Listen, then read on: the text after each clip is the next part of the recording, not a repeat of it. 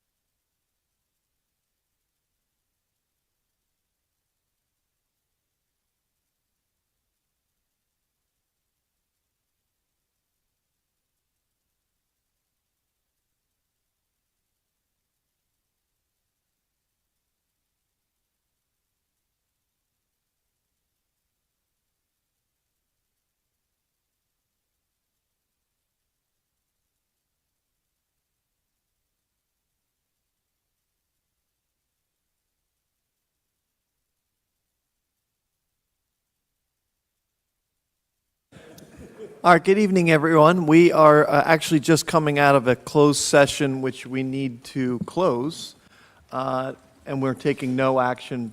So do I have a motion to close the closed session? I'll make the motion. Do I have a second? Second. Okay, with that, we can open up our regular meeting of the City Council of the City of Cape May. We are here in the Cape May City Hall Auditorium. Today is Tuesday, May 19th, 2026. The time is now 5:02. Please join me for the Pledge of Allegiance.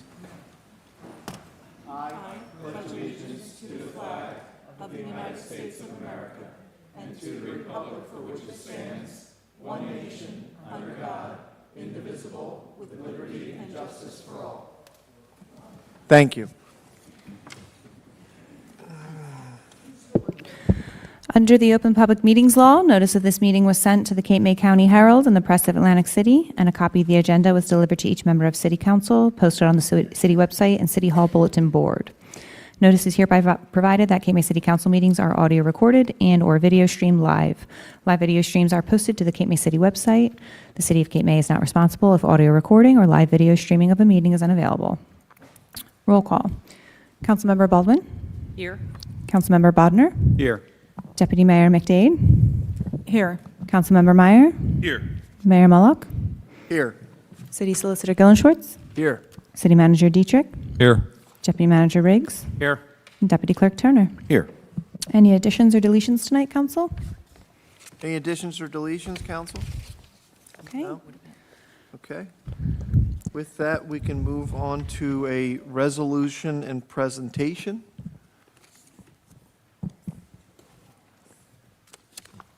City Clerk, are we going to do Resolution 200 first? We would. Is there anybody that would like to speak on this, or should I just read it? Do you want me to explain a little bit?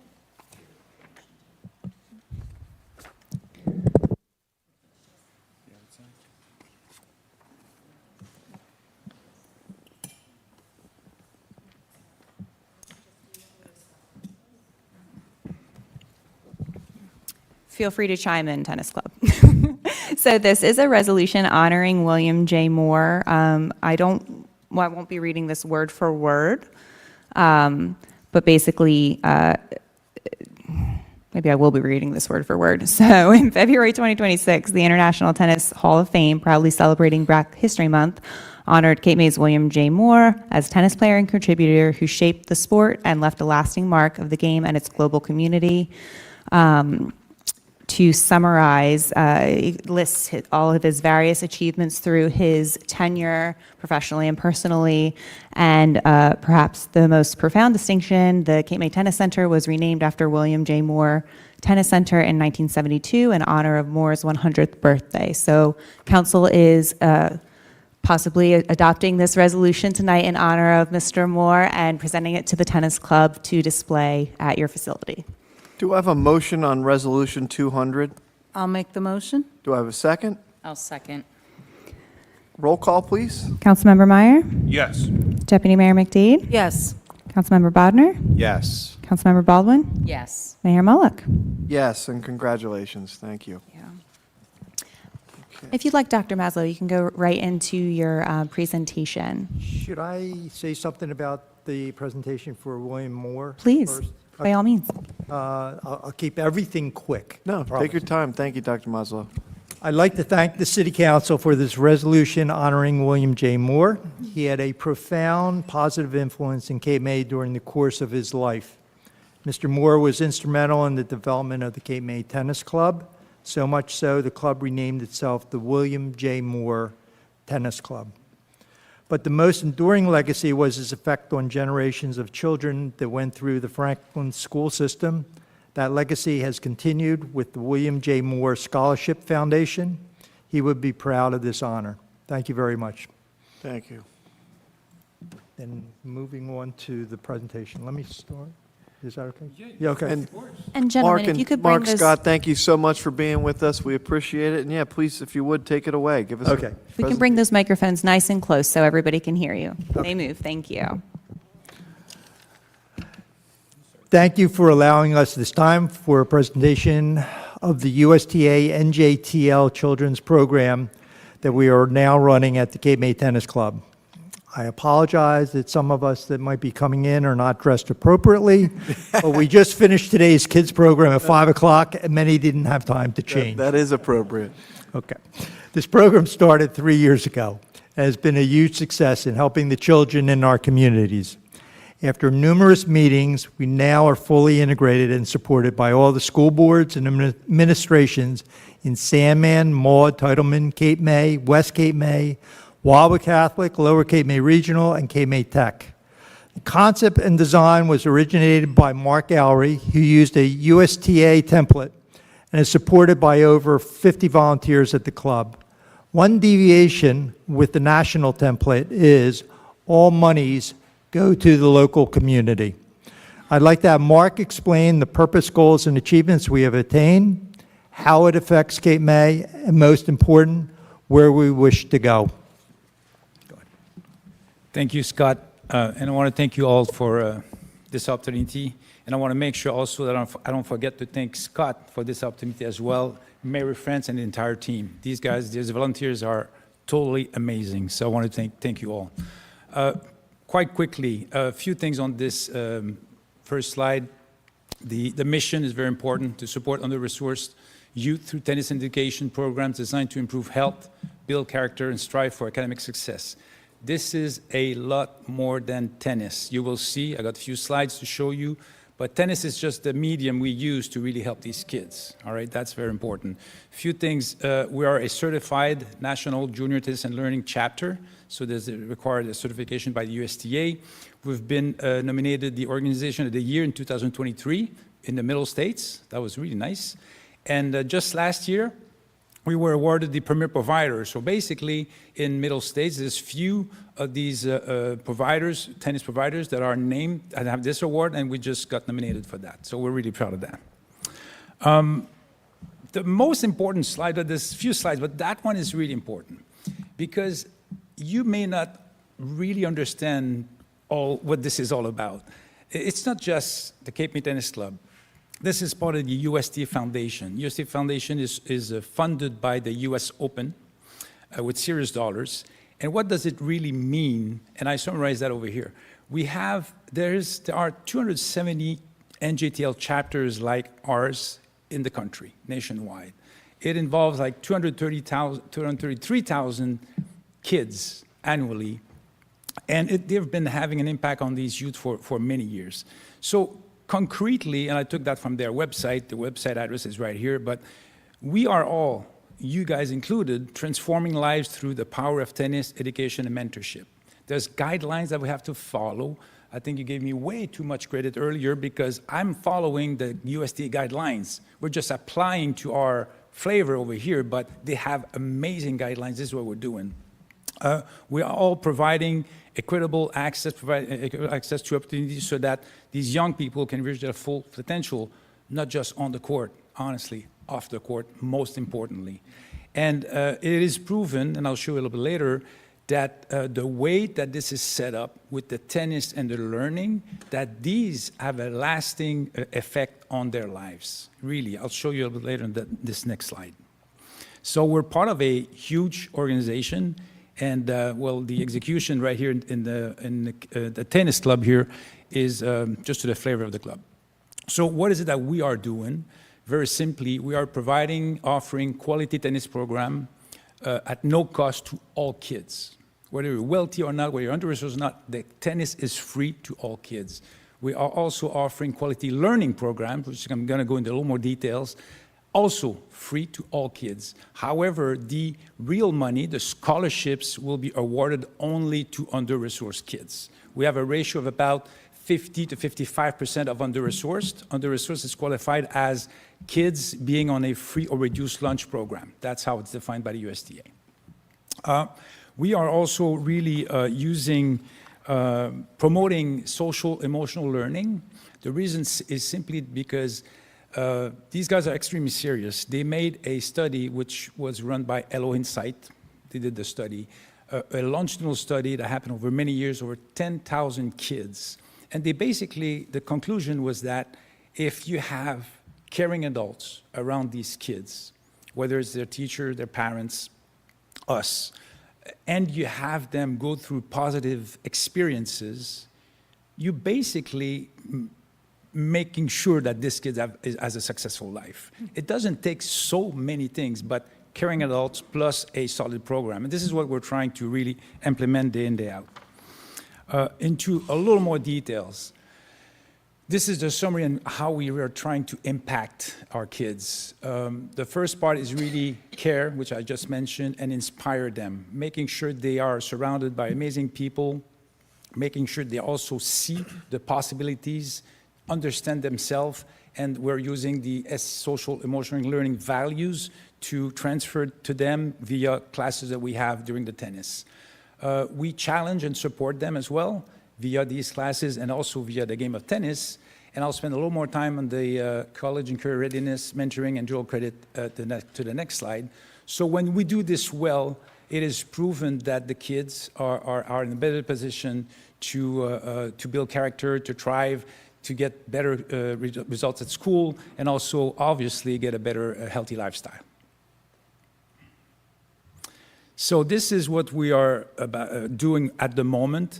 We've been doing for a little while now. We are adding up to the learning program. We have, if you look over here, my mouse, yes. So we've been doing social emotional learning activities since I think 2024. We had a stop. We were doing that with Ascenda, but the idea is really so that these kids get a full understanding of what these values are via the game or some special activities. Every time we play on Mondays, they have special activities as well on Tuesdays. So the kids, they come in at 3-6 grades, they are exposed to this SEL learning. When they grow to get to middle school, they have, obviously, we continue SEL, but now, we also adding a layer to this, and now we had a little more exposure to what's possible after high school. More exposure to what's possible, meaning we go to field trips, we are organizing trade shows, we will be implementing like Pizza Friday where we're going to have speaker, people to talk about what's possible. So we are making sure that they are exposed to what's possible after high school, and also that they have the right curriculum that they choose during middle school so that they're ready for high school. And the third pillar is the college and career readiness. This is going to be implementing as of September. It is being discussed with the schools. Everything is done in collaboration with the schools. And it is being built as we speak. And in September, kids will have a possibility to have a one-on-one coaching with career coaches. Group coaching as well. The person who's doing that is, she is a career coach from NYU. She has a business, and she brings people to help the kids for free. It's going to be really amazing. So a lot about build self-awareness, which is extremely important for these kids, strengthen their communication skills, explore a range of all career options, which is very important. Some of these kids are not really aware of what's possible, so we're going to make sure they do that, and also that they develop their resilience and the well-being and the tools to practice this. So this is a huge part of what we're doing. As you can see, I didn't mention the word tennis at all over here. This is a lot of people dedicated to work on this. We got great people, great volunteers, professional people that are helping us out implementing this, and it's really working out quite good. This is the most horrible slide. There's way too much information into this. I'm just going to hit on just few points here. Just last year, we managed 450 kids. Wow. Over the 3 seasons. There's 250 unduplicated, that some kids went to the 3 seasons. But still, 250 kids, most of them never ever touched a tennis racket. So we're really pulling these kids. We're collaborating with the schools. We do demos. We go to all the schools. Schools are collaborating with us really well, and we are able to bring these kids to the club and do something quite good. I want to mention about the amazing volunteers, more than 5,000 hours. I'm telling you, the people at the club helping us out, it's just it's just amazing, day in, day out. I've seen it firsthand. Yeah. And the volunteers between Joe and, I mean, you, Mark, Scott, I mean, everyone.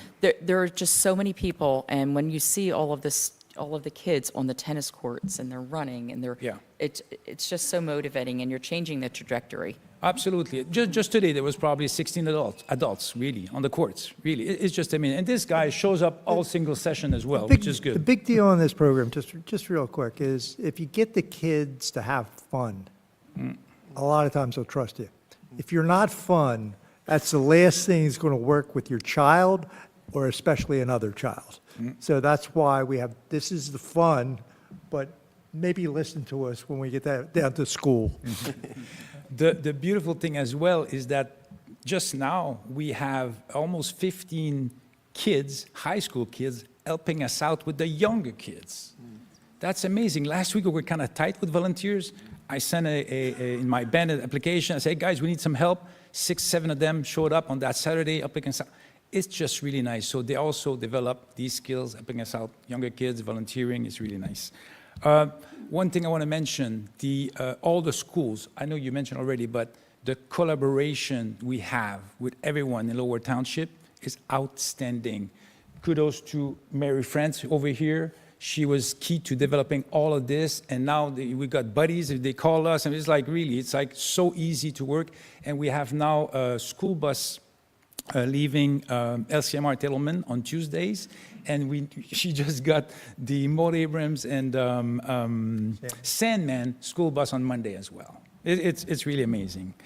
So last point I wanted to highlight on this one is also this year we started to provide scholarships, and we paid for dual credit classes for 8 students, which is really nice as well. Kind of the discussion is about, hey, do your dual classes, you're going to save money later, and all that, you're going to save time. And now we're paying for all dual classes for all kids in our program. So I just wanted to finish again by thanking you guys on everything that you did. I know you guys helped us out with the school bus and all that. I know Chris is also helping us out for our fundraising. I want to thank everyone, and I want to also thank again Scott and all the volunteers for this, the amazing support we have for this program. And all of Good. council. All of council.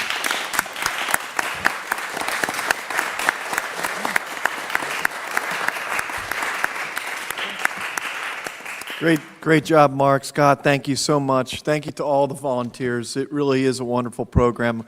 I've seen it myself too, and seeing all those kids getting out there and seeing all you wrangle them is... Next week, Wednesday, we have Cape May Elementary School, West Cape May Elementary School, all their 3-6 grades. There will be 100 kids. We prepare an event just for these kids so that they get exposed, so it'll be a lot of fun as well. That's So, awesome. Yeah. Thank you so much. Thank you so much. Thank you.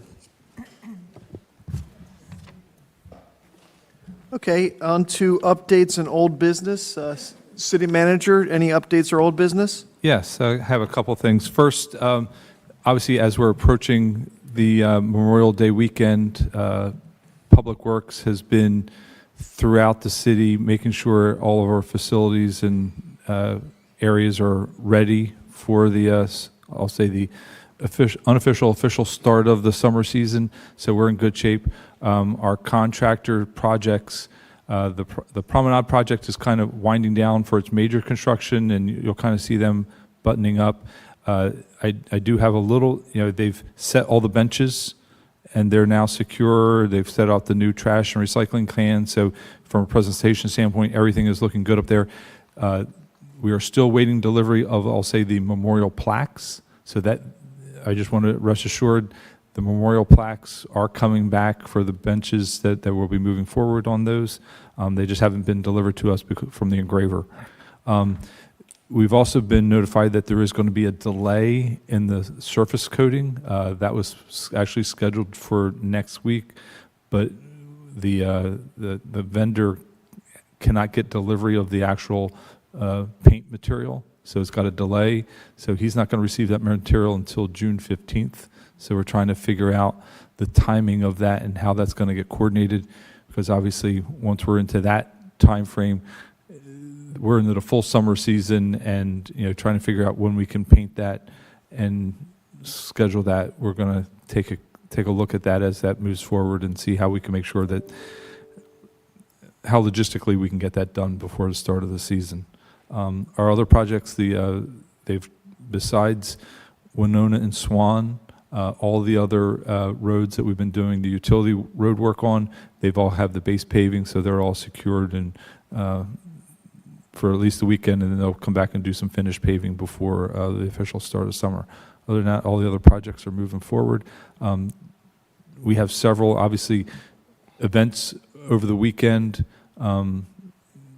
Somebody said there might be rain coming. I'm not sure who said that, but just check and watch the city's social media for any cancellations, delays, or rescheduling of locations for any of those events based on, somebody said weather. I'm not sure, but we'll see how that goes. But that's all I had this evening. Thank you. Perfect. Let's bank on the bubble. Yep. City Solicitor? Any updates or old business? I'm sorry, I did have one other thing. Obviously, it's a big item on the agenda. We did, obviously, got the official notice for the FEMA award of the seawall. And so just to kind of give a summary of that, so the FEMA seawall grant was $24.3 million in change. I'm just kind of rounding some of the numbers. We also received, based on that award, the county just reiterated their commitment for the project of $4.3 million. And we've also received that we may be getting another $1 million from the Ocean Wind Preservation Project that's set up. So all in all, that's about $29.6 million, which is 84% of the estimated budget cost. So, for a project that's really going to look at securing the east end of the city on the ocean side, getting 84% of the money is really, from our federal and state county partners, is really going to be very beneficial to the residents of the city. Thank you.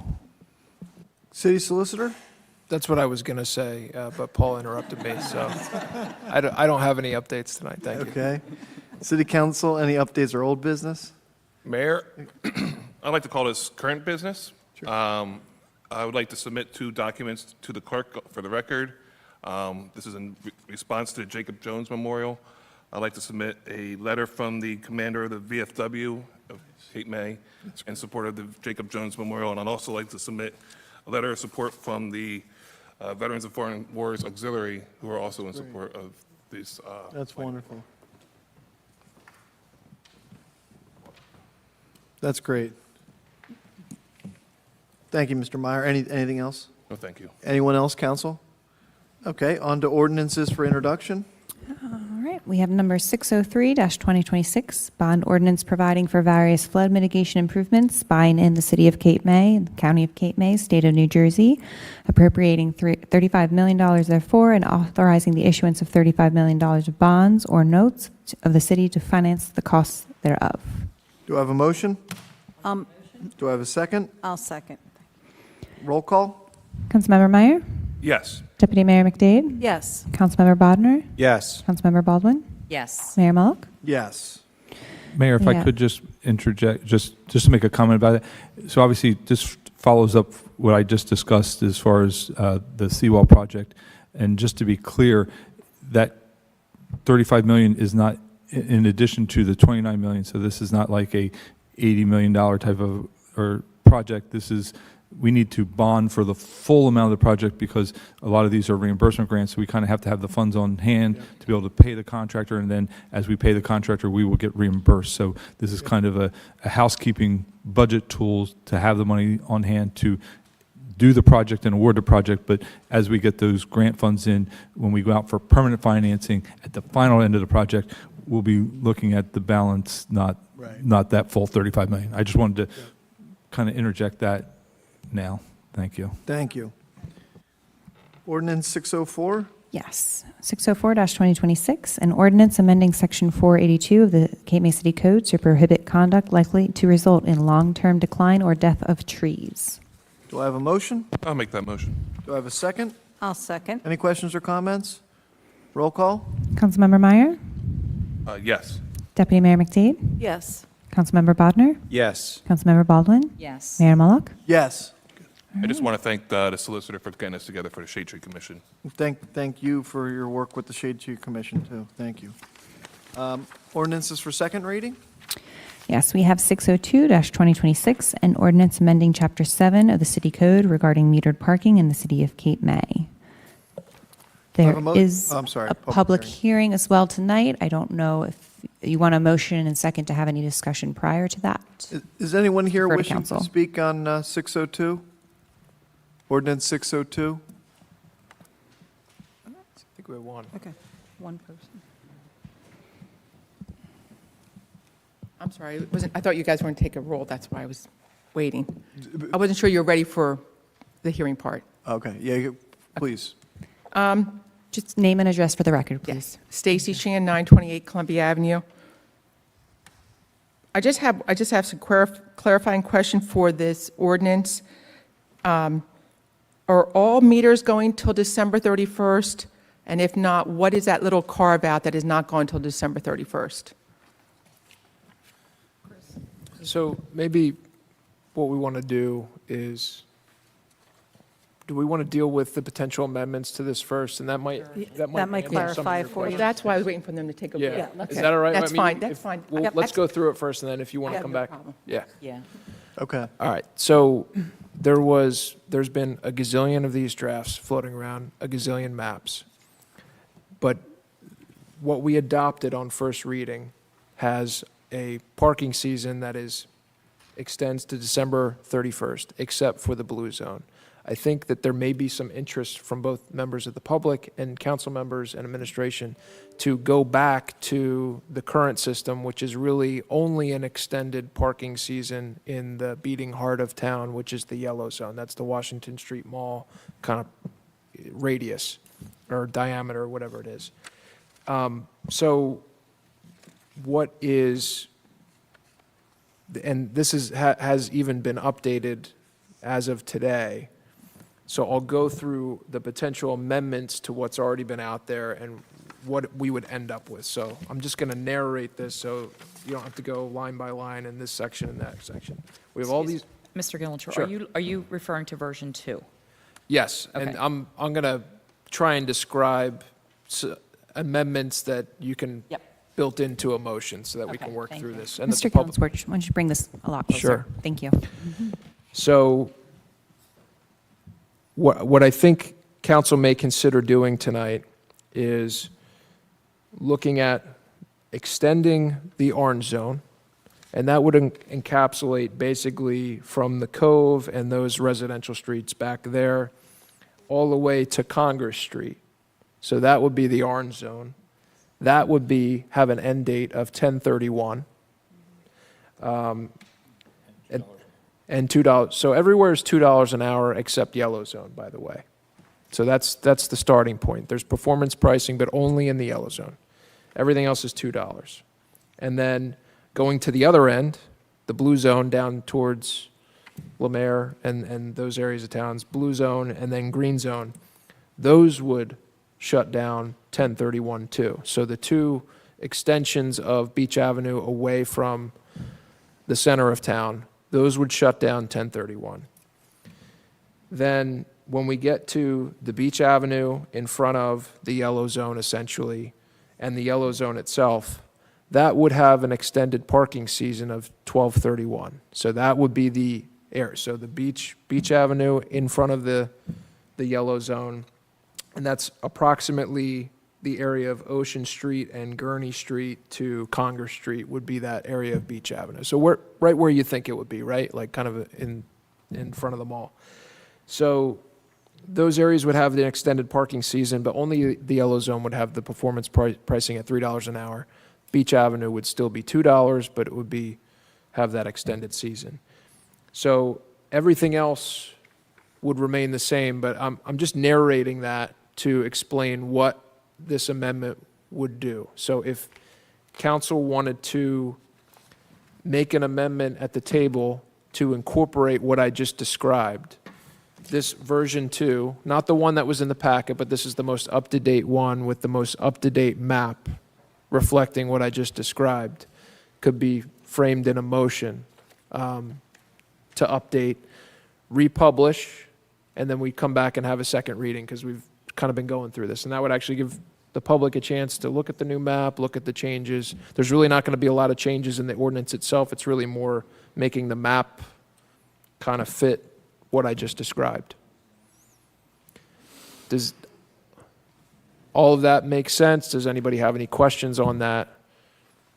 Mr. Gillenshorts, the only other thing I want to note is that we are not going to have a 3-hour max in the yellow zone, which is Oh, currently that's on on the the- legend. That's on the- So that will come off. That only Yes. needs to be taken off the map because it's not in the ordinance. And We it's not in the specifically ordinance, yes, excluded but it. I just wanted to clarify that. Yeah. It'll be coming off the map, and we've I already, missed that. yeah, and we've already had a discussion with Park Mobile that that will no longer be a restriction. That has Okay. appeared on the map, off the map, on these various drafts, so we'll just make sure it models the ordinance. And before we proceed with any amendment, with that being the, the potential amendment here, council may want to entertain public comments to just see if there's any follow-up comments on that. That's up to council, but I don't know if that answers Why don't we some make a questions. motion to amend and then open it up? Okay, that's fine. Okay. So at least we have that. That would be updated. Do I have a motion to amend the ordinance based on the recommended changes that we just reviewed? I'll make that motion. Do I have a second? I'll second. Okay, and before I take, or should we take roll call on the amendment? On the amendment, yeah. Okay. Yeah. Roll call? Any discussion from Any council? or discussion you on guys- that, council? No. Okay. Councilmember Meyer, Yes. Deputy Mayor McDade, Yes. Councilmember Bodnar, Yes. Councilmember Baldwin, Yes. Mayor Mullock. Yes. So we have a amended resolution. Do I have, now open it up for public comment? On Okay. the amendment, on the amended Okay. ordinance. Everyone just heard what the amendment is on the table. If you have a public comment on the amended ordinance, please feel free to come to the microphone. Stacy Shan, 928 Columbia Avenue. I just need a clarification on, are the lots also affected by this extension? Like, I'm going to do that ones like the Baptist Church lot, the one by the Ocean View, are they included in that extension? Because they're in a different section, all of the lots are through October 31st, except for the Cape Island Baptist Church. They wanted to extend it through December 31st. Okay. So all of the city-owned lots are October 31st, as they have, I think, always been. Except for probably Jackson Street, right? No? Jackson Street was always one that was, So Jackson, okay, so I just want me to clarify this. So Jackson Street by Kyer's Liquor Store is ending October 31st, yes. but we're going to let the beach go till December 31st. Just in front of the yellow zone, not the whole beach. But does that include Perry Street From Congress to Gurney, from Congress to to Gurney. Gurney? But don't you think more people be parking in Jackson Street lot than on Beach Drive? So why are you extending Beach Drive to December 31st when you probably should be extending Jackson Street where people are right near the mall? I think And there would was that a be lot of priority feedback parking? from the members of the bid that said that because that they use those lots for parking. employees. Their employees, everything else, we were trying to be considerate. I think the other thing that we're going to be looking at is getting more transactional level detail from the Park Mobile system. Right now, we're getting summary detail. So, making changes, in my opinion, on some of these things, more wholesale, I think really requires a deeper dive into the data. Right, because my question is, you're making Gurney Street, which is a residential neighborhood, going to December 31st. No, Gurney Street You is, said Gurney. no, on Just on Beach Avenue. On Beach Avenue. Oh, okay, I'm sorry. To Gurney. Gurney Street itself shuts off on 1031. But, and then Ocean Street isn't included or is included? Ocean Street is in the yellow zone, so that's going to be, It's always been in the yellow zone. Right, I know, I'm just trying to make sure what was changed. So Ocean Street will be till December 31st. correct. And I'm assuming that little part of Columbia Avenue between Ocean and Decatur will be till December 31st. And In the Decatur yellow Street is 31st. Jackson Street, Yep, that's all yellow. Yellow. and then, That hasn't changed. okay. I think I got it. But, so this is going to be extended for another 2 weeks or so? for us to It'll review? probably be on the next regular council meeting because of online noticing now. Okay. But this updated map will be available, so you can kind of see how it's functioning. Okay, thank you. Yep. Anyone else from the public on this ordinance? Seeing none, oh, go ahead, I'm sorry. And thank you. Sure. Martin Van Walsum, 329 Congress Street, but I am here speaking as chairperson for MTRAC. So we do still have a question about the 10-minute increments that's in the ordinance. 10 minutes would be 33 cents for 10 minutes if it's $2 an hour. So that won't work for the quarter meters, for the coin meters. It would need to be a 7.5-minute interval. The ordinance doesn't, the ordinance goes to just $2 an hour. It doesn't reference the per 10 minutes. It says 10-minute increments a couple of times. Oh, it does? Okay. So we can change that. Yeah, I mean, we could just say payable mean- in 10-minute increments or equivalent. I mean, I don't, the Park Mobile app can. So if make we those. change the $2 to 7.5-minute increments, that will solve for the quarter problem. yeah, the key for me on this, the operative one, is whether it's $2 or $3. The increments is kind of, So the $3, there are no coin meters, I don't believe. Correct. Okay, so the $3 can be 10-minute increments. The $2, where there are coin meters, would have to be 7.5-meter increments, or you'd have to have different rates in the coin meters and the kiosks and the app. So if we change the $2 to 7.5-minute increments, that's 25 cents. my opinion on this, we could do this administratively. It's really how do Okay, we get, yeah, that's, how do we get to $2 and $3? I didn't know if you needed to revise it before you voted on the question. revised ordinance. It's a good question. Okay. It's a good question. And then the other statement that I did want to make was that with the 1031, 1231 issue, Amtrak's recommendation was made for one very simple reason, to eliminate confusion for visitors. Yeah. And as we're seeing, we don't even understand now what's 1231 and what's 1031. Visitors don't carry a map. They don't even know that there are colors. So it's fine that we're taking it out of this ordinance, but Amtrak would strongly encourage us to reconsider, potentially even by 1031, what works and what doesn't work. I did speak with the bid. I heard them loud and clear. I raised the point with them that Mansion Street is 1231, Lyle Lane is 1231, and Jackson Street is 1031. And are they okay with that? And they said, yes, absolutely. So to me, that doesn't make sense, that 5 feet difference, you're paying here, you're not paying there. They raised the point that the Jackson Street lot is not utilized much during the winter, during the fall and winter months. I think that's something that warrants taking a look at. If there's only 6 cars in the lot, sure, why would we be charging for it? But going back to the basic premise was simply our visitors are confused, they're getting parking tickets. I would say that we're at more risk of a visitor not returning if they get a parking ticket than if they, than the season being extended to 1231. So let's just please continue to consider that. With respect to the 3-hour limit, I'm wholeheartedly in support of removing the limit for one very good reason, to give us one season to figure out what's going on. How long are people parking?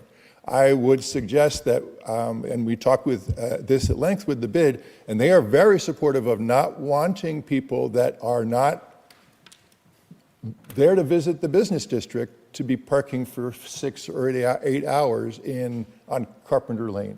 So since Park Mobile cannot supply us with that data the way that it is today, we absolutely think that this is a good opportunity for us to get the data, reconvene in the spring, figure out what is actually happening, and then potentially make a change for next year that moves it to 4 hours or some other number. Unlimited, our concern would be that we will now have people that are renting houses for the week parking 24/7. So, thank you. Can I make a suggestion to council as to address, I don't want this to create any confusion. I think the risk is low, but it's easy enough to address it while we're at the table too. So if we just added, after wherever it says $2 per hour payable in 10-minute increments, where it says it in each part, we could just add or less as determined by city administration. So we obviously don't want people to pay $2 to park for 5 minutes, so it kind of allows a minimum increment and allows us to adjust that based on the technology. So if we have a token or if it's, it'll allow the city to manage that. Yeah, the concern would be that you're paying a different rate in a metered spot versus a Park Mobile spot. So if you put 10 minutes in and it costs you 25 cents, and you put 10 minutes in the meter and you get a shorter amount of time, that wouldn't really make a lot of sense.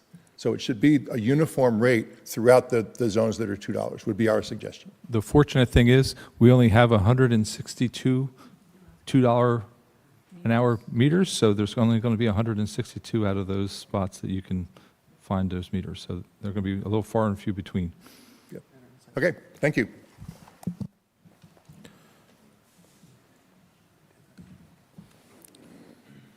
Okay, anyone else on this ordinance? Seeing none, we'll close public comment. We have a motion and do I have a motion on the amended ordinance, please? Yes. We want to add the language. We want to add the language that Mr. Gillen-Schwartz just recommended. So are we So amending the as- amendment? The amendment would just be to add language, or as otherwise determined by city administration, to allow the administration to manage whatever the technology is to fit that $2 per hour rate. Do I have a motion I to will- amend? I the will make amendment? that motion based on Mr. Gillen-Schwartz. Do I have a second? remarks. I'll second. No idea what they're talking about right now. Roll call on the amendment. Is everyone good with that? Yes. Okay, roll call? Councilmember Meyer, Yes. Deputy Mayor McDade, Yes. Councilmember Bodnar, Yes. Councilmember Baldwin, Yes. Mayor Mullock. Yes. Now, do I have a motion on the amended ordinance? I'll make a motion. Do I have a second? I'll second. Any questions or comments, council? I just thank you all for working on this, and I do think ultimately we have a good ordinance. Roll call? Councilmember Meyer, Yes. Deputy Mayor McDade, Yes. Councilmember Bodnar, Yes. Councilmember Baldwin, Yes. Mayor Mullock. Yes. Okay. On to public portion for resolutions this evening. Is anyone here wishing to speak on resolutions this evening? Anyone on resolutions? I see it.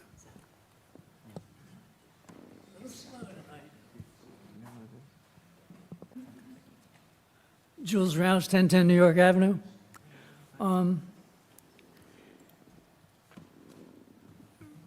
Resolution 2110526, that's for the AME Church? Which resolution, I'm sorry? It's a resolution authorizing a conservation easement. Yes. Oh, okay. Would you explain So in order, so that is? the city received a $750,000 grant from the Department of Interior, and as part of that, acceptance of that, you have to enter into a conservation agreement. Essentially says you have to maintain the building open to the public. If you make any changes to the building, they have to do so in accordance with the Department of Interior standards and, standard language like that. And that's a standard condition of any grant from the Department of Interior. So that you actually get the money up front? So this money, if we move through the process, it'll be for the work that was already completed.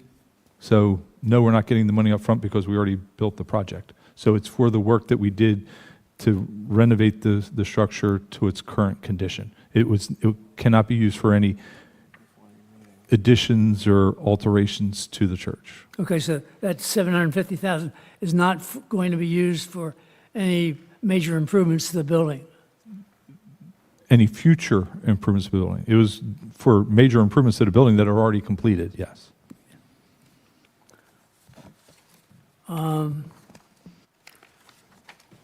Comment on 214-0526, purchase of the vehicles. How's that going to be funded? That is funded through the capital portion of our budget, so we're paying cash for those out of the budget. And how many of the expeditions will this now give the city? That's a big vehicle, and obviously an expensive vehicle, $70,000. One. So We This already would be have the one? only one. This will be a second one? Now, this would be only one expedition.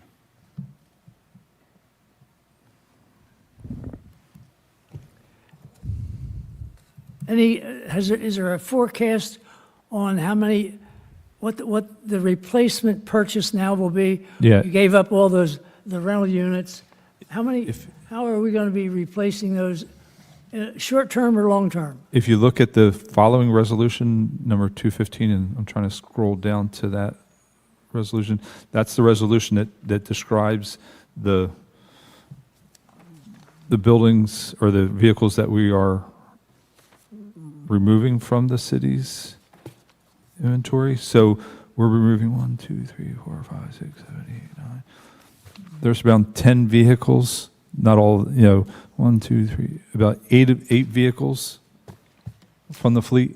How many? 8 vehicles from the fleet with the purchase of that. So that's on resolution 215.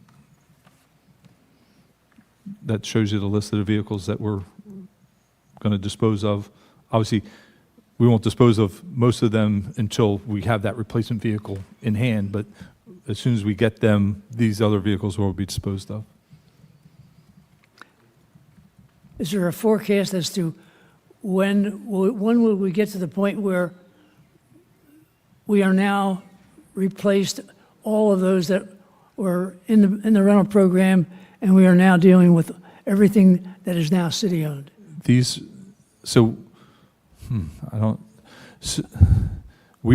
vehicles are not replacing vehicles from that enterprise lease program. The vehicles we're replacing are older vehicles that have been in our fleet for years. We did this year, I think last month, on the bill list, you saw a payment that we bought out the rest of the enterprise lease vehicles. Right. I think on the last bill list. So we currently have bought all of the vehicles, so we have no lease vehicles All right. for the city right now. But all those lease vehicles are in use within the city and will probably remain in use for another 5 to 10 years at least.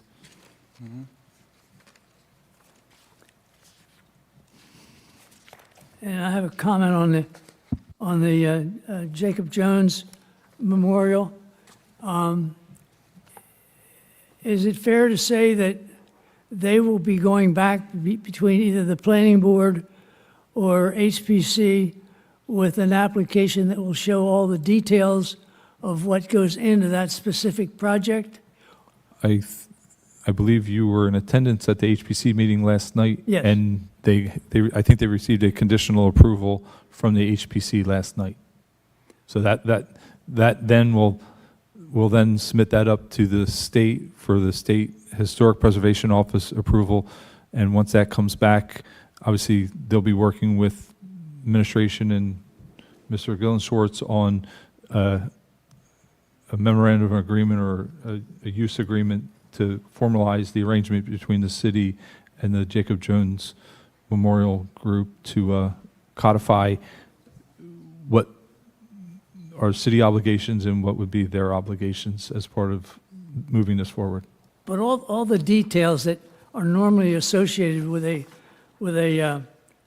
land development plan, they aren't at that point as far as I know. They have those planning issues that need to be addressed for the development plan. Will they be doing that independent, or will they be coming back into the city boards for those reviews? So they have sufficient documentation for the HPC review and approval, and that's what they need to move forward. So that is the only other city approval that they need. Will there be a formal public hearing on that project? They've had their formal public hearing at the HPC last night. So that there will be no additional hearings on that project? I don't believe so. They presented to council last meeting. They went to the HPC last night and presented, and the project was presented to the HPC, and they received a advisory report on appropriateness.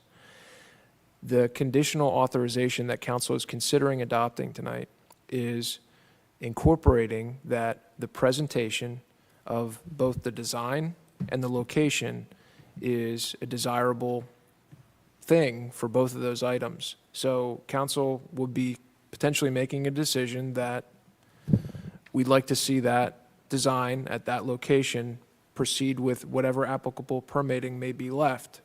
They have already they submitted pretty detailed plans to the HPC in that packet and also in that presentation with elevations of video, a fake drone fly through and see what it looks like. They will have to end up with some sort of site construction plan. We're not there yet. This authorization is conditioned on the concept of we're going to have a formal agreement acknowledging what the responsibilities and maintenance and everything else, just like we did with the arches. That was an installation on public property, and that's the only reason that it's conditional is that we haven't flushed that out yet, and I'm sure we will be able to do that in the near future. But in the meantime, let them continue with what looks like a very positive design at a positive location that has been received favorably after going through the rigmarole of a public process that they submitted themselves to. So that's what's on the table tonight. They are going to get whatever permits they need, and the city manager's office has been in contact with them about whether and to what extent they need DEP approval. It's going to go through SHPO, which is an arm of the DEP. If it needs to go any further than that, I'm sure we'll hear about it. Yeah, don't misunderstand my questioning. I think this is a great monument. I have no problem.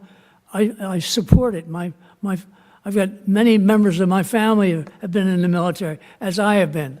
But it is a slightly different procedure than a normal land development plan would have to follow. But Mr. Roush,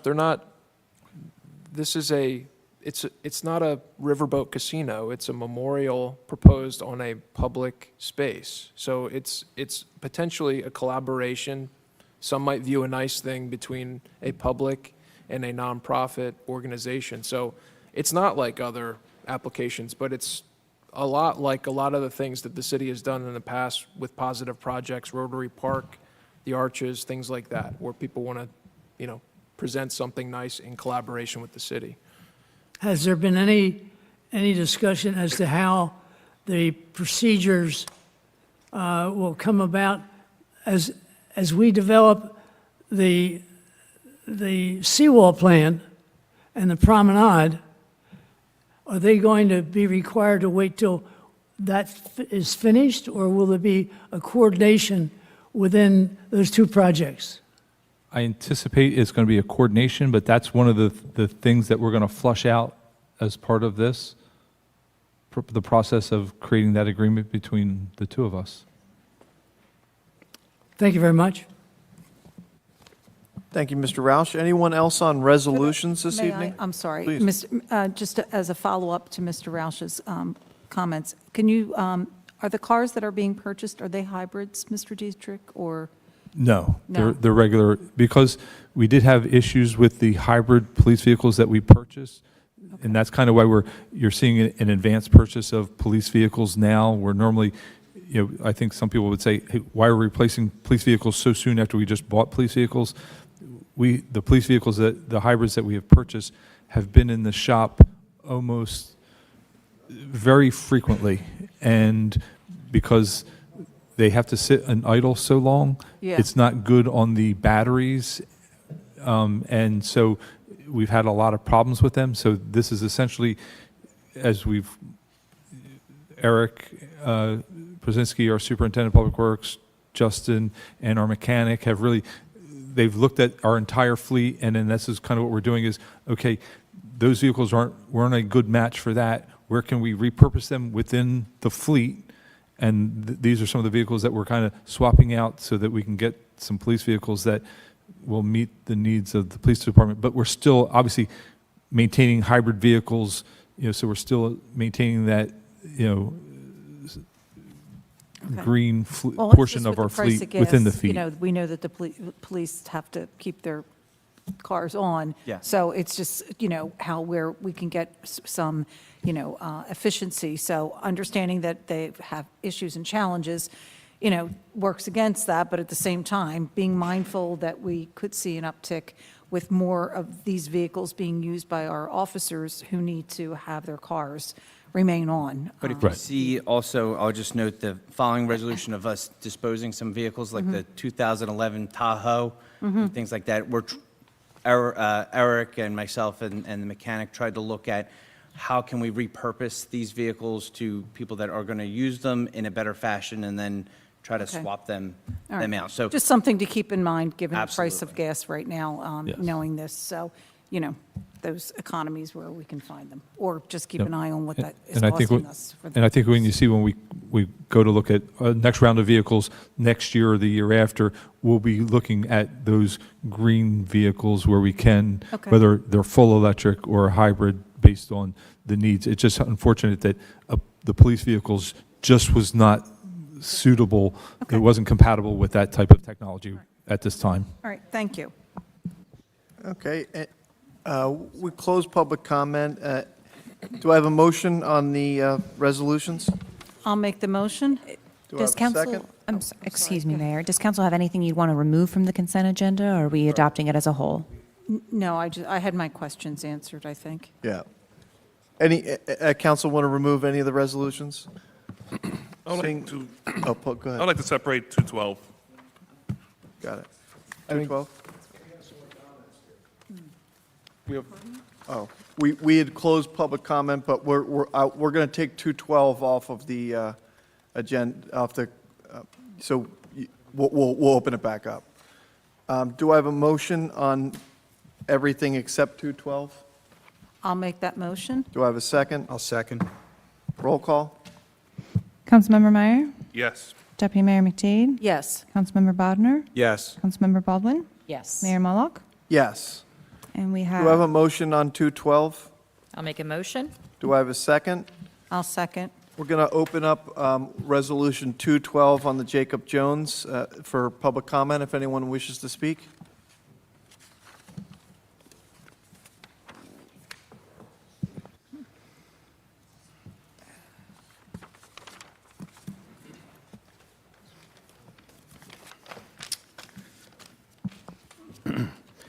Good evening. Good evening. Oh, it's very loud. My name is Andrew Barris. As the owner of the Cape Collection, a group of B&Bs, boutique hotels, Airbnb properties, and a weddings and events business here in Cape May, it's truly an honor to be here today in support of the Jacob Jones Memorial, honoring the 138 sailors lost off the coast of Cape May during World War II. This memorial project represents a monumental effort to preserve a significant piece of our historical town's past. As many may not know, on February 28, 1942, the destroyer USS Jacob Jones was sunk by torpedoes fired from a German submarine.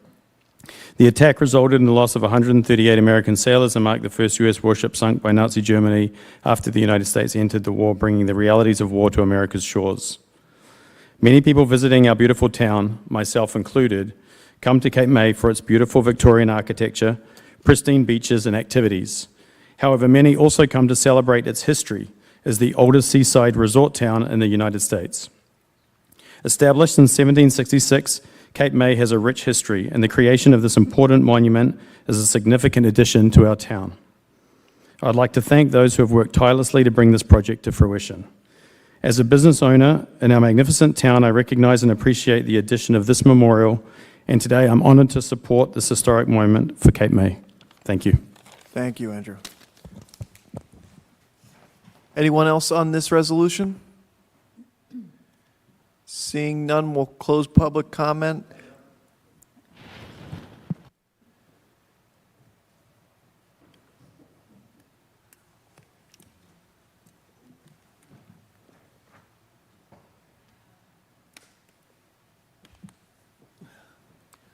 Lou Paradise, 8 Taylor Lane. Well, first, I have to say, there may be a lot of other city councils around, but they had none that is as handsome and beautiful as this group right here. I mean, for real. As the president of the the Kiwanis Club of Cape May, and thank you, by the way, Steve Otter, thank you, and Maureen, thank you sincerely for making that opening of our new renovated clubhouse a success. We really appreciate it. You know, this entire town has always been to us very close to our heart because of the nature of the fact of family, people, relationships, taking care of each other. I've never been on the inner workings of seeing who is the ones responsible to doing all this, but the evidence of that is clearly in our city. So thank you, everybody here, for all the things that you do to make this city incredible and why people like to come here. And it is totally true. Our future is in our past. As a Marine Corps combat veteran, I can tell you that when I first heard about the memorial, I was really, really touched. A good deal of the things that happen in life, a lot of them, when you look at actually being in combat, having a situation where you have a ship like the Jacob Jones so quickly after the Pearl Harbor coming under attack and being sunk right here in our waters. And I'd like to say two things that take place for me in my mind. I've been in the combat situation with our wounded Marines, other forces. We were helicopter combat, a medevac rescue crew. So we have an attachment to the Navy because if it wasn't for the Navy and flat tops, we'd have no way to get anywhere. You know, so we are always very, very respectful of that. 62,614 sailors died in the battle for the Atlantic. We have 200,000 16-year-olds joined the military. We know that some of those were on that boat when it got hit. Just imagine a vessel that we used to call them, in fact, my father and a lot of the other folks in the Navy always referred to them as tin cans because they were very thin, they were very fast. They were like the bulldogs all over the place to protect the crew, armed to the teeth. And the armament is great when you can have it as an offensive situation. Not so cool when torpedoes hit your ship and it's going down and some of those start going off. But imagine, we all know what it's like here in February. The ocean temperature at 37 degrees, so even if you got off that boat, imagine the cruelty of the next part of it that went on in terms of what people thought about in surviving. Here's people that were 16 to 25 or thereabouts, maybe 33 would be tops. They never had an opportunity to have a future. They never had an opportunity to grow a family.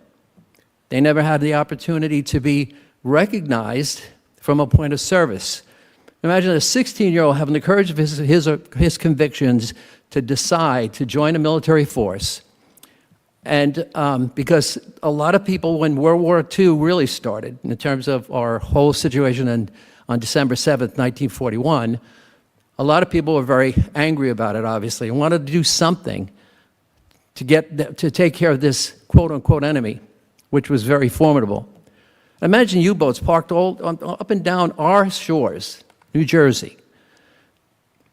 In the battlefield, when we pick up wounded or try to comfort people that were dying, we'd ask them, what can we do for you?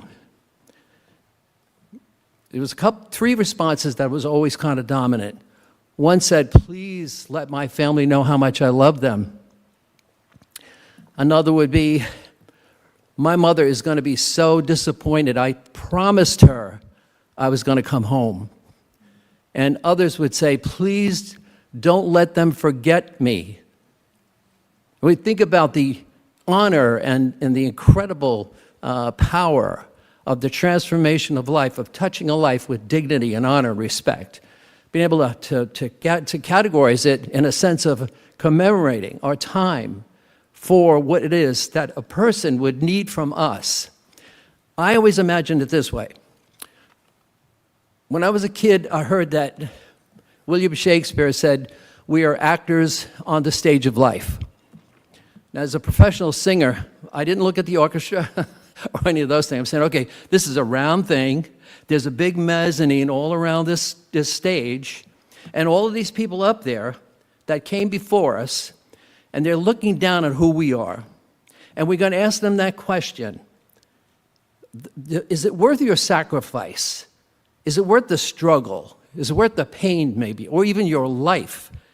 For now, what you see people picking up the torch, this legacy of honor, decency, respect, duty, call to justice, was it worth it? I would like to believe all those people sitting there, only front row seats in this mezzanine, they would all I would like to believe, they would say, absolutely yes. This town is definitely reflective of that. This memorial is not just an object in the sand. This is really a commemoration.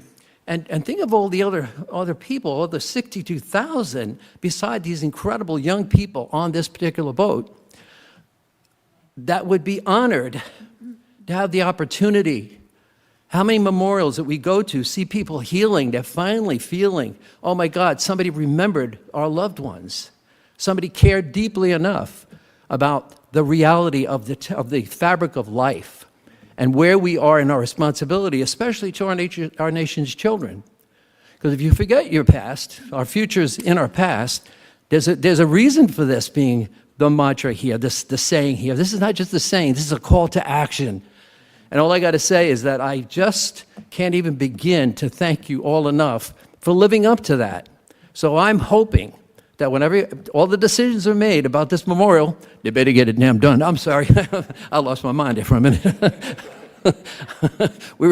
So thank you sincerely. And Miles and his crew, thank you guys for inviting me here. And now I have an opportunity to say all of these things and thank you all sincerely for everything you do for the city, because if it wasn't for this council and the incredible sense of honor and decency you bring, let alone the joy you bring, and I hope you have some fun sometimes with this as well, because it would be boring as hell if not.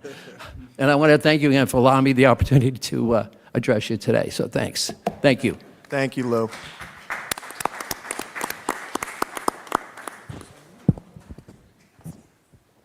Thank you, Lou, and thank you for your service. And I echo your sentiments in thanking everyone that's been involved. So, hi. Hi. Pardon me.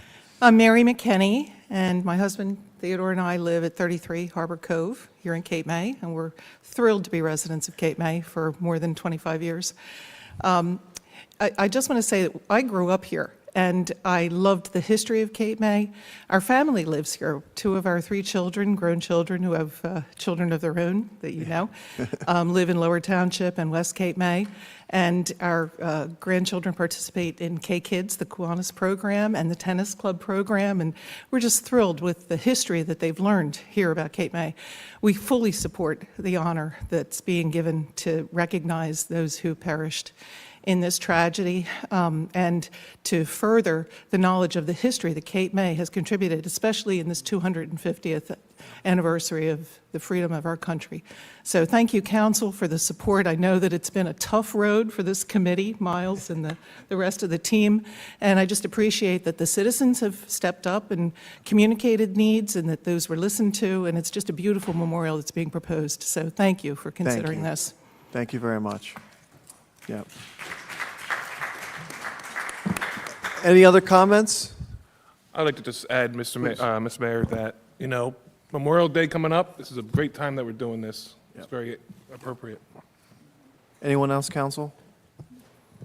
I'll just say what I said last week, and that is that I just think you hit it out of the park. And not just the memorial itself, which I think is absolutely wonderful, but the way you all worked with the entire community, with all the different meetings, and I think the final product is just absolutely beautiful and something that the whole community can be proud of, because you included the entire community. So I think this is just going to be an excellent project, and I can't wait to see who wins the race of this seawall or the memorial at this point, but I'm looking forward to working together, and I think it's going to be such a beautiful project. So with that, roll call.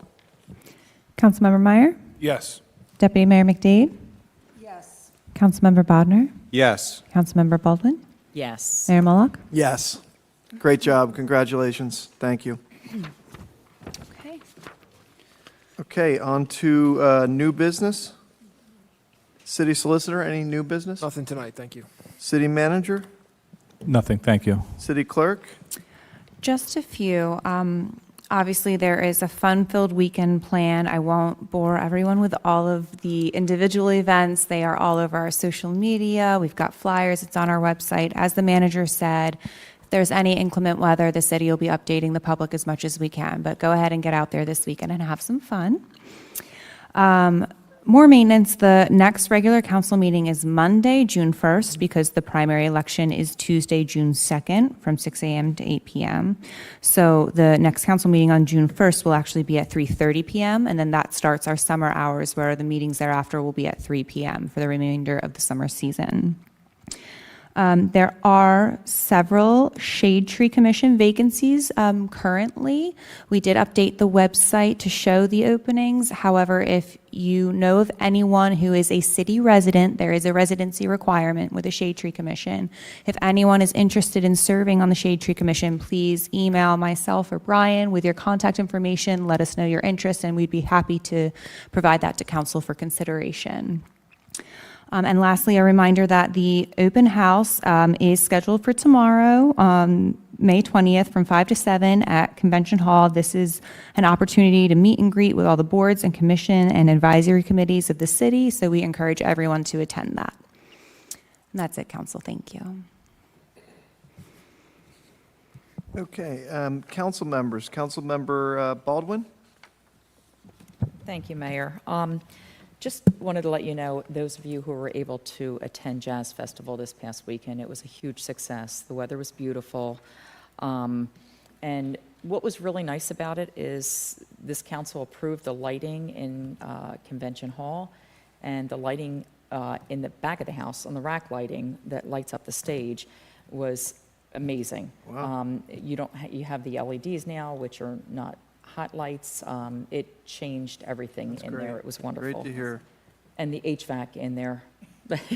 I know we've been dealing with that for quite a while. But even, the employees, the festival, people who are, there were people who are running it and running the light boards and so forth. They thank everybody.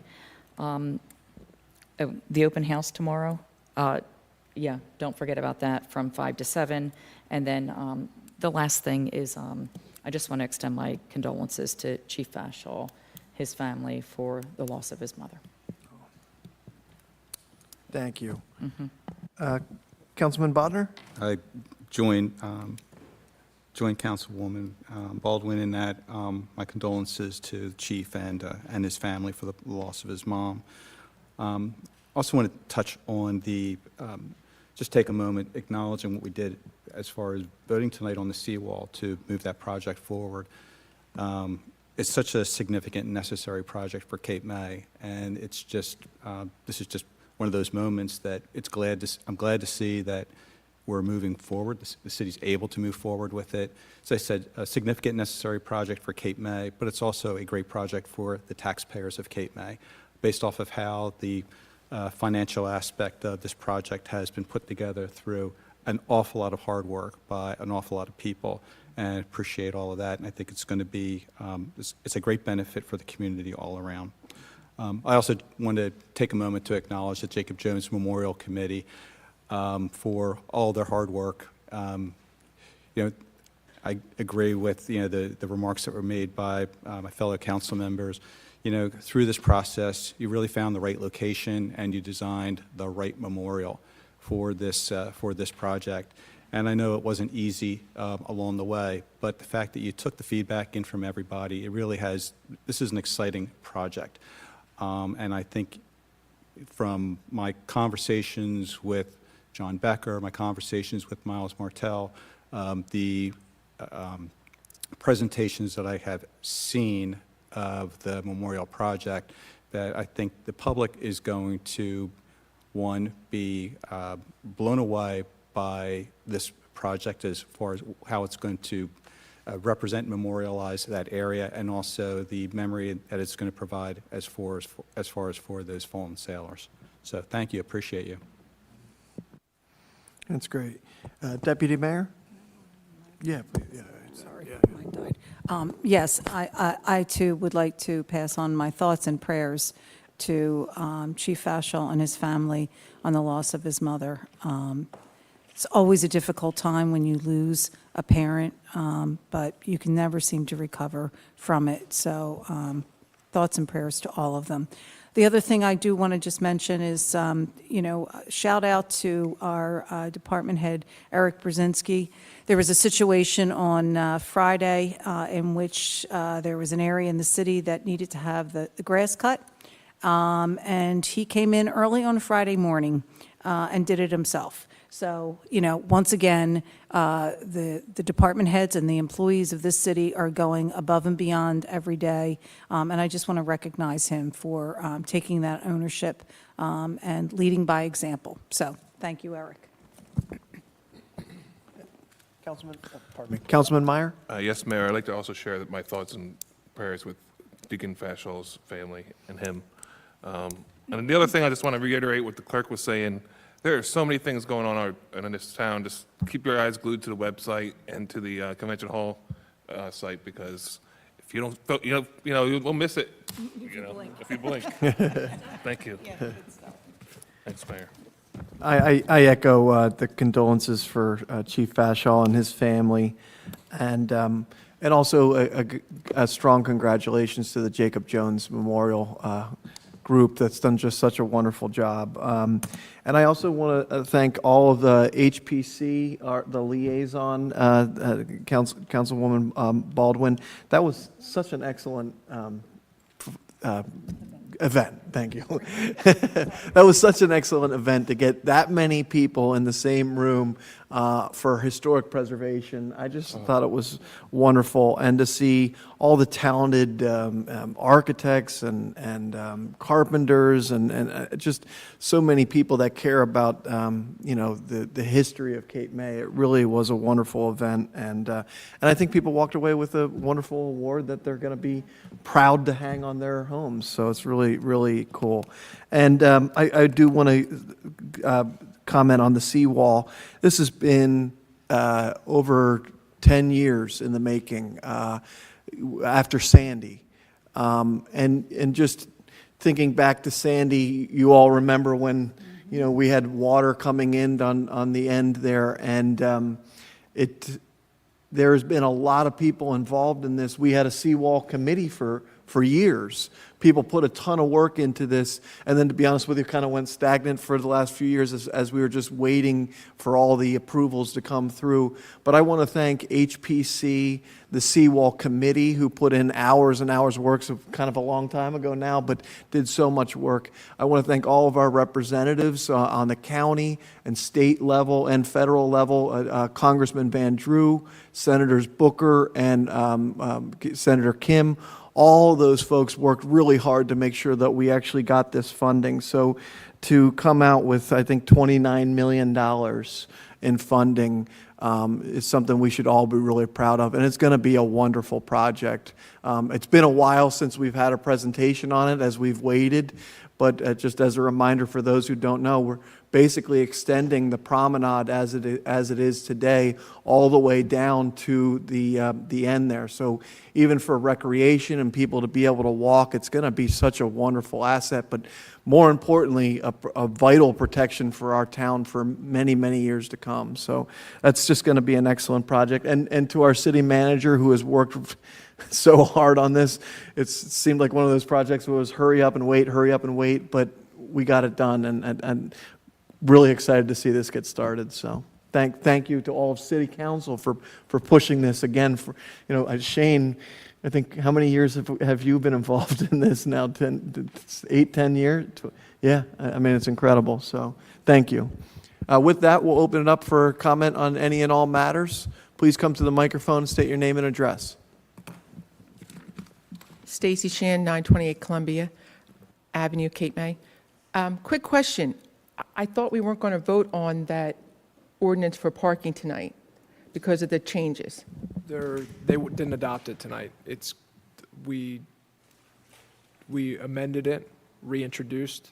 And all the changes we discussed tonight are going to be republished, and then second reading and final adoption will be at a subsequent. Okay, I was getting confused there with all the amendments. the amendments and adoption. voting on the amended resolution. I was thinking you voted on, It's going to come back next. it's going to be coming back, okay. Yep. I got a little confused, thank you. Anyone else this evening? Seeing none, so I'm sorry, Martin. I'm quick. Yeah. No problem, Martin. There were two news items this week that caught my eye. I'm sorry, name and I'm sorry, address, sir. Martin Van Walsum, 329 Congress Street. And they're news items that concern us as Cape May citizens, citizens in the Cape May County area. One was that the 340 affordable housing and market-based houses in Middle Township is moving forward. There apparently was one one property owner that filed suit, but they're in the process of getting rid of that. Just think about that, 340 smaller homes for people to live in, how much of an impact that's going to have for the Cape May County area. And then also this week, the Cape May County itself is trying to move forward once again with a different proposal for the airport, where 18 acres of airport property, which based upon the fact that they previously wanted to do 33 acres, which was 300 homes, I think that would be about 160 homes would be built at the Cape May County Airport for Coast Guard employees and for other public safety employees. Once again, that's just something that we would love to be able to do in Cape May, but we just don't have the room to be able to do it. But even being built at the airport helps Cape May. I just returned from Johnson City, Tennessee. It's in eastern Tennessee, about an hour north of Asheville. And as I was doing my running through the neighborhoods of Johnson City, they actually build apartments. Can you imagine? They actually build apartments for people to live in, not multi-story, 3,000, 4,000, 5,000 square foot homes. They build apartments. What it showed me was it is economically feasible to build apartments. We just have to have developers that see that as an opportunity. Again, we don't have property to be able to do that, but in our conversations with the surrounding communities, anything that's done along those lines helps Cape May. So whenever we are involved in conversations, you all talk with people outside of our own jurisdiction. And Justin, you do as well, I know, a lot. These are really important for the future of Cape May, to be able to have our teachers and our police officers and our firefighters have places that they can live. So I strongly encourage us to be supportive whenever possible. Thank you. Thank you, Martin. Mr. Van Wassum, just so you know, that exact conversation was brought up at the last mayors and administrators meeting, and we did speak in support that we would obviously welcome that. Obviously, it's not in Cape May City itself, but it does benefit us here in Cape May City, so thanks for highlighting. Well, yeah, so, why is Johnson City building apartments? Because, there's a tremendous number of very beautiful homes that have been built in the last 20 years. And businesses are relocating there because there's affordable labor force moving out of places like California where workers can't afford to live anymore. But when you're adding very nice homes, you need more teachers, you need more nurses, you need more doctors, you need more police officers, you need more firefighters. And it's important to allow the area to grow, that we're providing a place for people to live that aren't making. I saw, many of you know I live in Massachusetts. It's one of the states that says you have to earn $250,000 a year to live comfortably in Massachusetts and other surrounding states. I don't think that's true so much in New Jersey, but it's a number that's not much lower than that. Thank you. Thank you. Miles? Yeah.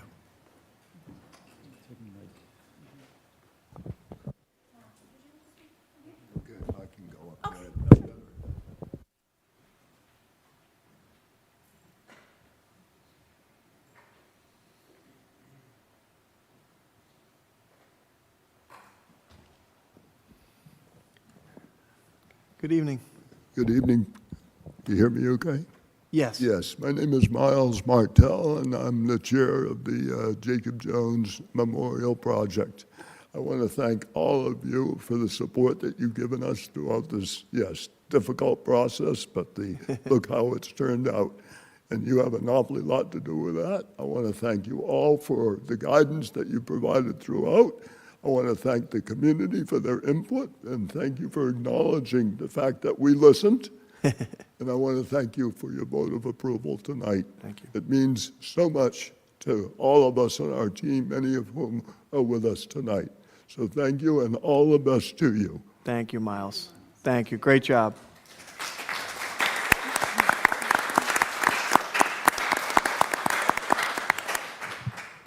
Anyone else this evening? Seeing none, we'll make a motion to adjourn. Thank you, everyone, and have a great evening. Thank you.